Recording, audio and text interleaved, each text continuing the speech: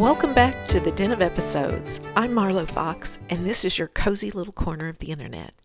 Grab yourself a cup of coffee or tea, settle in while I stoke the fire, and let's journey through the Highlands together.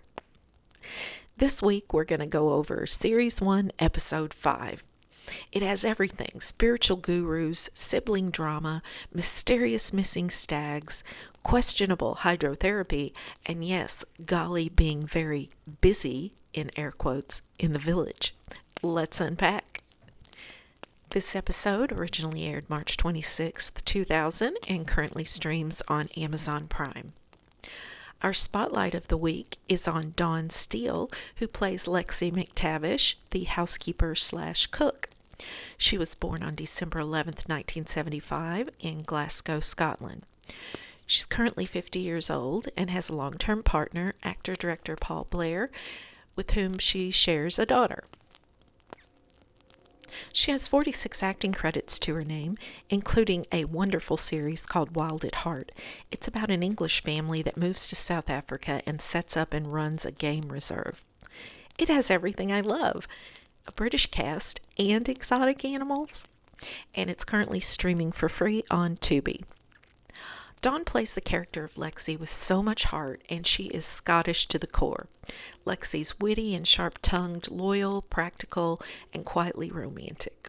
She's just adorable, and I love when she's on the screen. Our ancillary characters would be Lizzie MacDonald, Archie's sister, Gerald Matthews, who plays Lizzie's guru boyfriend. I recognize him from the film Titanic, where he played one of the officers who helps get people into the lifeboats. Then we have Janice. She's part of the New Age group and has a crush on Duncan. And the other two New Age members are Neil and Seabreeze. We also have two middle-aged women who come looking for Golly, and they are Alice and Marie. And now let's do the episode deep dive. The episode opens with Archie knocking on Katrina's door to let her know that drilling has begun near her cottage. Why? Because he has a grand new plan: bottling and selling spring water from the estate. Katrina hates it. Archie insists it will benefit the whole community, and Katrina very pointedly adds, "and your estate." Just as Archie reassures her she won't even notice the drilling, the drill promptly breaks. Perfect timing, the Glenbogle way.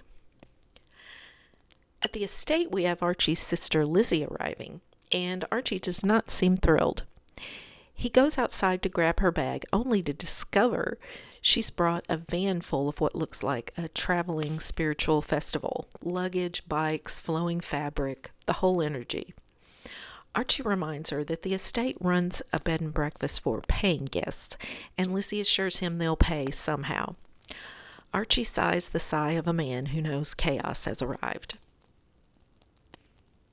Among the group is a very bold young woman who takes an immediate liking to Duncan.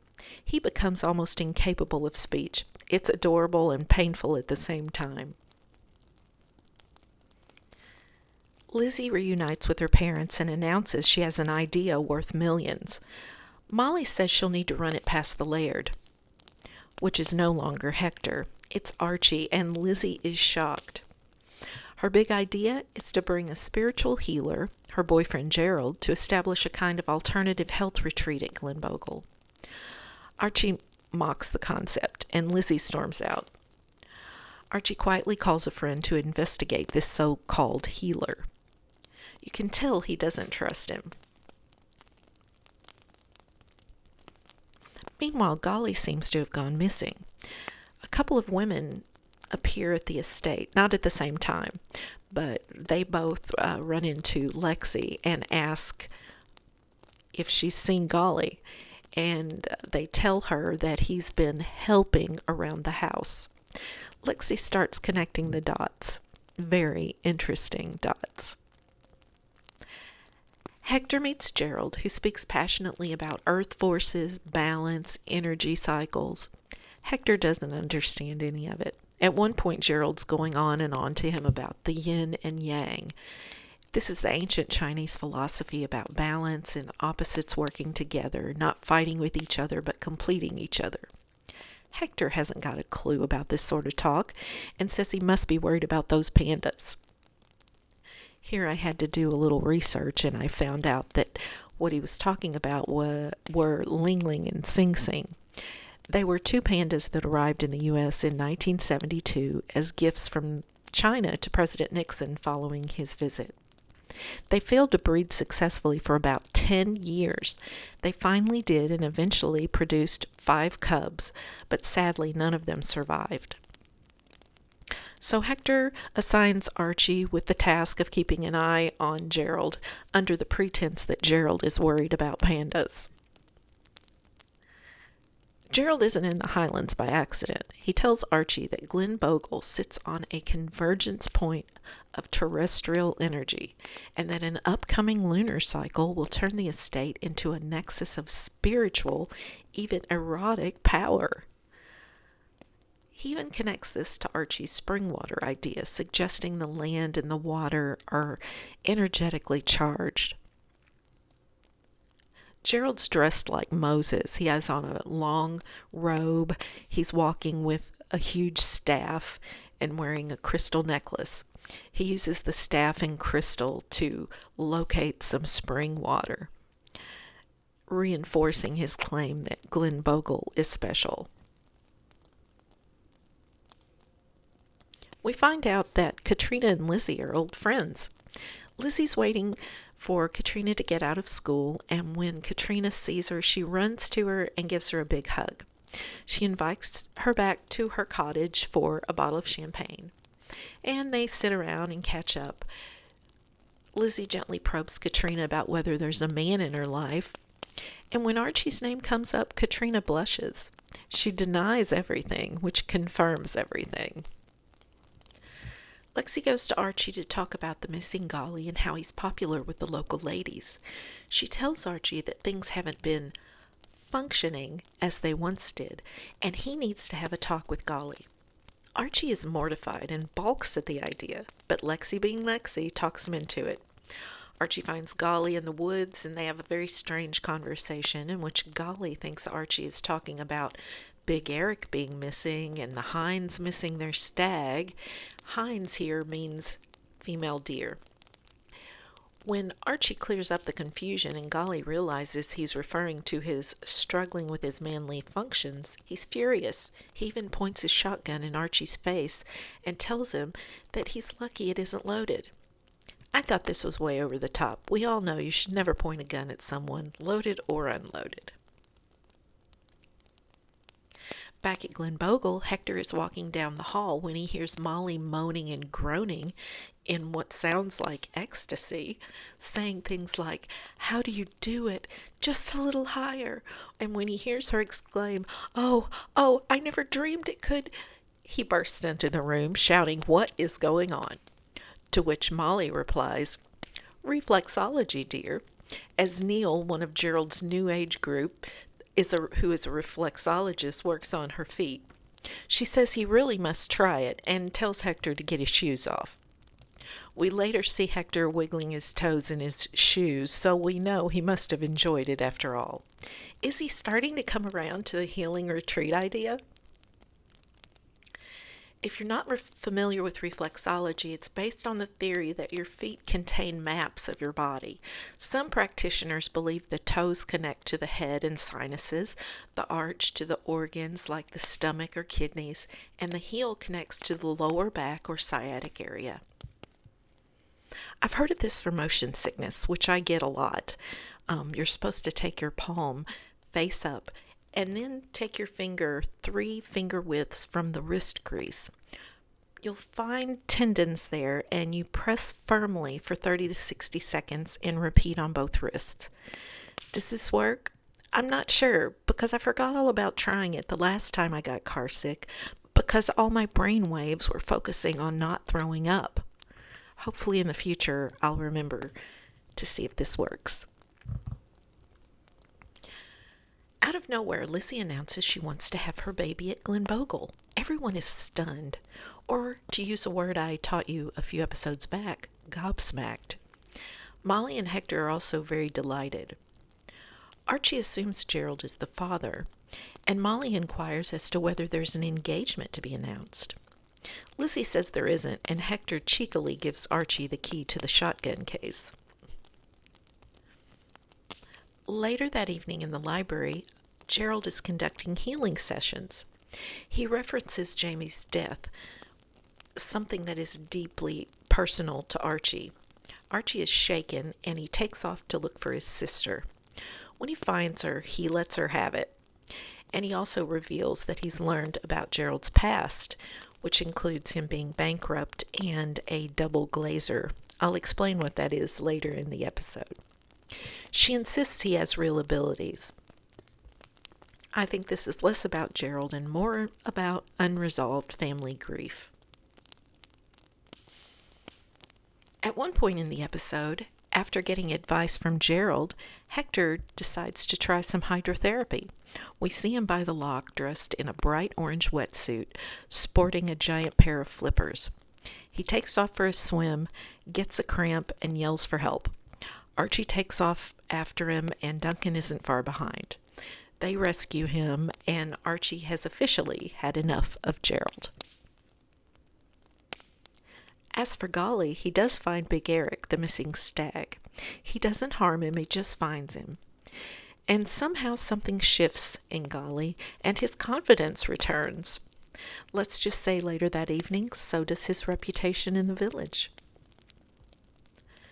In a dramatic turn, Archie decides to hand the estate over to Lizzie and return to London. He presents the books, declares that the retreat is a wonderful idea. Lizzie looks horrified. Katrina's devastated. Later, when Lizzie and Katrina are talking, Lizzie confesses she isn't pregnant. She panicked and wanted something meaningful and hoped that she was. She didn't expect Archie to give up everything. That night, we have a full moon, and we see Archie standing, looking out of his bedroom window. Elsewhere, Gerald and Lizzie stand under that same moon, and Lizzie quietly tells Gerald that she has something to confess, and we can assume it's the truth about the baby. Later, we see Gerald and his followers are deep into ritual by the lock, where they're chanting, circling, calling in whatever energy they believe is gathering over Glenbogle. And across the estate, things begin to unfold. At one cottage, we see one of the women who's been looking for Golly. She hears her door open. Here I'm wondering why her door isn't locked. And maybe Golly has a key. And Golly steps in and tosses his cap with a very confident smile. This is, without question, a spicy episode. We even have a scene with Hector in bed recovering from his near drowning, and Molly's trying to comfort him and asking cheekily if there's anything she can do to help him sleep. Outside, we see Katrina and Archie by a little waterfall. The air feels charged, but the conversation is tender. She urges him to speak to his sister. Archie admits he's never known how, that Lizzie reminds him too much of when they were children and Jamie was alive. The moonlight feels less mystical and more revealing. Meanwhile, Janice waits in bed for Duncan, but he never shows up. Instead, we hear him in the kitchen with Lexi, impulsive and carried away. The next morning, she makes it clear one heated moment does not equal a lifelong commitment. She refers to him sticking his tongue in her ear. She sends him back to face Janice, who is in no mood to forgive. And Golly, by morning, he's glowing, relaxed, restored. He can't stop smiling. Archie teases that perhaps Big Eric is back in town. Golly credits Gerald, who had a little talk with him, though not necessarily for spiritual reasons. Lizzie and her group pack up to leave, and there's hugs all around and invitations to return soon. At the very end of the episode, we have Golly at Katrina's well with her and Archie, and Golly explains what happened with the spring water. Apparently, he said, a scree fall had diverted the burn. Scree is a pile or slope of small loose rocks that collect at the base of cliffs or mountains. And burn is a small stream or brook, so we just cleared the rocks that were blocking the stream, and the water table rose again. No drilling miracle and no spiritual energy vortex, just practical land management. We end the episode with Archie and Katrina bickering as usual about bottled water, and honestly, that chemistry might be stronger than any terrestrial energy field.